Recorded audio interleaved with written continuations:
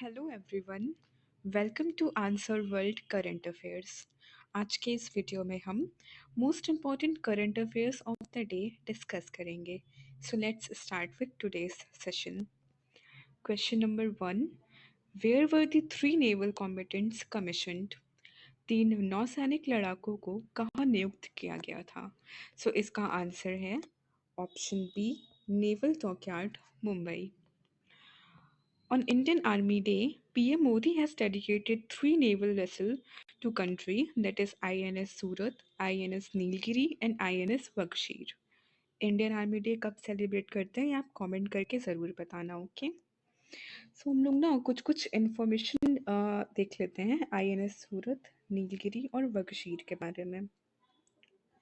सो जो हमारी आईएनएस सूरत है वो फोर्थ एंड फाइनल शिप है of project 15B guided missile destroyer के under. INS Nilgiri is the first ship of Project 17A stealth frigate. Okay, Surat is a guided missile destroyer and INS Nilgiri is a stealth frigate. और INS Vakshir ये sixth और final submarine है of project 75 Scorpion project. Vaghsheer is a submarine और वक्शीर को बनाने में हमारी France navy ने भी हेल्प की थी, ये भी आप याद रख सकते हो। So, moving ahead to the next question. Who has been appointed as the Managing Director and Chief Executive Officer of Punjab National Bank? Punjab national bank के प्रबंध निदेशक और मुख्य कार्यकारी अधिकारी के रूप में किसे नियुक्त किया गया है? इसका आंसर है ऑप्शन डी, अशोक चंद्रा जी। ओके, और हमारा पीएनबी स्टैब्लिश कब हुआ था? 19 मई 1894 को। Next, which Indian organization has partnered with UAE-based Magnati to advance QR-based UPI payments in the Middle East? मध्य पूर्व में क्यूआर आधारित यूपीआई भुगतान को आगे बढ़ाने के लिए किस भारतीय संगठन ने संयुक्त अरब अमीरात स्थित मैग्नाटी के साथ साझेदारी की है? इसका करेक्ट ऑप्शन है answer C, NPCI international payments limited, NIPL। हमारा यूपीआई कब लॉन्च हुआ था? आप कमेंट करके बताना। ओके ओके, और जैसा कि आप सब जानते हैं कि हमारे यूपीआई को काफ़ी कंट्रीज़ अडॉप्ट कर रही हैं। फ्रांस, जैसे कि France, UAE, Singapore, Bhutan, Nepal, Mauritius, Sri Lanka. तो देख रहे हो काफ़ी ज़्यादा हमारी इंडिया की सॉफ्ट पावर इंक्रीज़ हो रही है इससे, है ना? Okay, so moving next question. What is the rank of India in Annual India FinTech Report 2024? इसका करेक्ट आंसर है option C, third.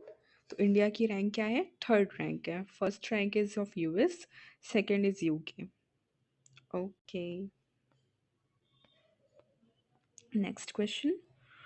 What is the primary aim of the Chief Election Commissioner and Other Election Commissioners Act 2023?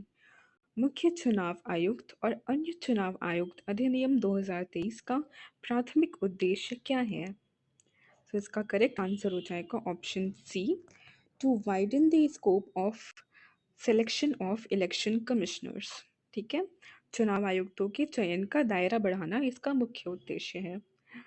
और कुछ extra info आपको बता देती हूँ, जैसे कि ये हमारा 2023 वाला जो एक्ट है वो हमारा इलेक्शन कमिश्नर्स एक्ट 1991 को रिप्लेस करेगा। ओके, और इस एक्ट के under appointment, salary, removal of chief election commissioner और इलेक्शन कमिश्नर्स के बारे में दिया गया है। ठीक है, और इलेक्शन कमीशन कौन सा आर्टिकल में आता है ये भी आप कमेंट करके ज़रूर बताना। Okay, so moving to the next question.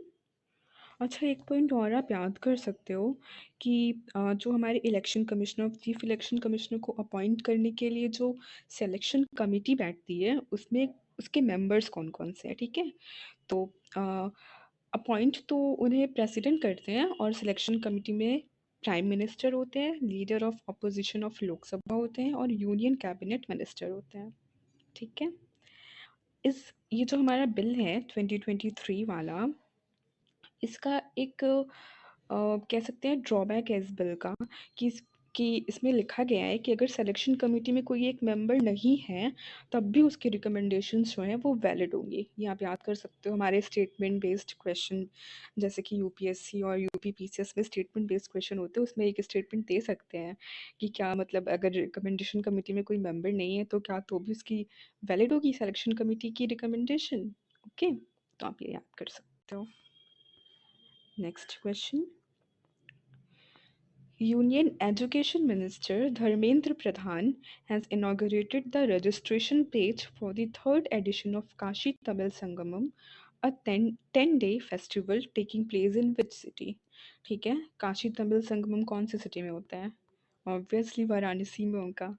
But इसमें आप ये चीज़ याद रखना कि देखो काशी तमिल संगमम में तो हमें क्या लगेगा कि मिनिस्ट्री ऑफ कल्चर हो सकता है ना, कुछ भी उससे रिलेटेड होगा तो मिनिस्ट्री ऑफ कल्चर में भी करेगी। बट यहाँ पे देखो यूनियन एजुकेशन मिनिस्टर जी ने इनॉग्रेट किया है रजिस्ट्रेशन पेज, जो कि कौन है? धर्मेंद्र प्रधान जी।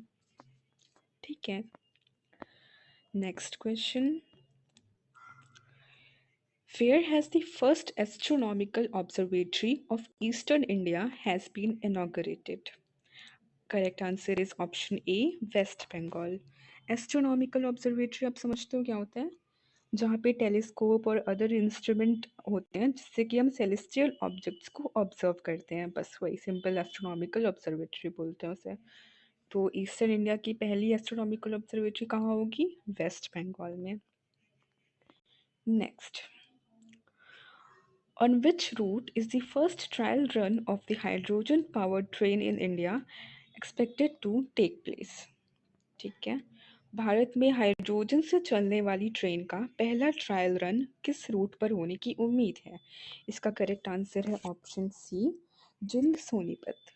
जिंद सोनीपत रूट कौन से स्टेट में आता है? It is in Haryana. Good. Okay, next question. Who broke multiple records in the third ODI against Ireland women at the Niranjan Shah Stadium, Rajkot? Correct answer is option A, Smriti Mandhana. इनको तो हम सब जानते हैं, स्टार बैटर है हमारी women cricket team की। ठीक है, और एक चीज़ और याद करना कि निरंजन शाह स्टेडियम कहाँ पे है? राजकोट में। सो या, next question. Who has inaugurated the Bharat Mobility Global Expo 2025, the largest mobility expo in the country, at Bharat Mandapam in New Delhi? Okay.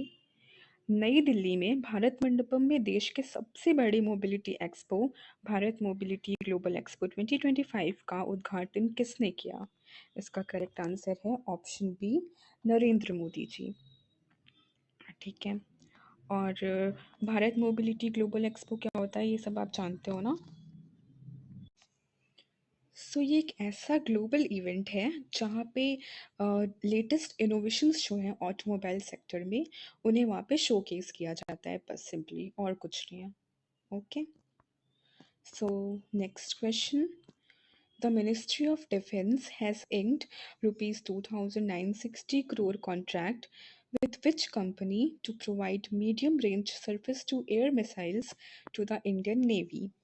इसका करेक्ट आंसर है option C, Bharat dynamic limited. Okay, moving ahead. Under which ministry does the Department of Promotion of Industry and Internal Trade operate?